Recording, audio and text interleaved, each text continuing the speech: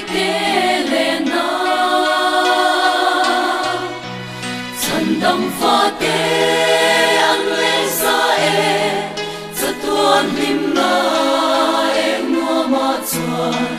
Lindang Riti Na Zordan Inchu Mun Theng Turi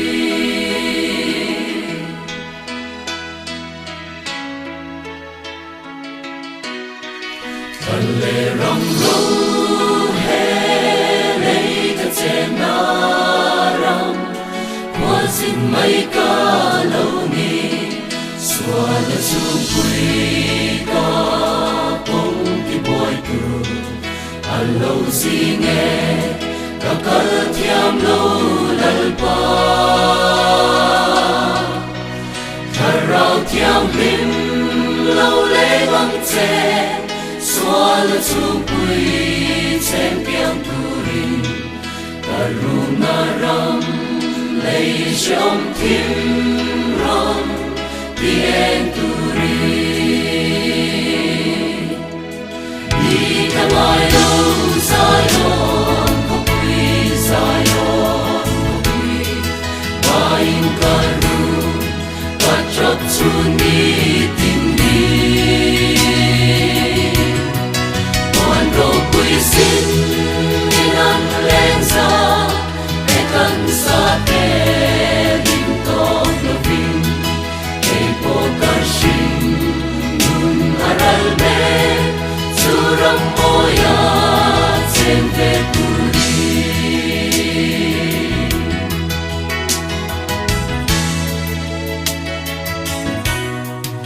olong nale mal som Lo enga di kong ran mo min shuayang che chandam fate kan zalen na turi en ika her swak ve ang mo bigyan ni tin kathir bang lo ilena ram Zion ko pui ka en hun tur chu Di kamai lo Zion ko pui Zion ko pui Main karun Kachap chuni tin ni Wan ro pui sin Inan lensa Ekan sate bintok lovin eipo karshin nun aralbe suram moya sente turi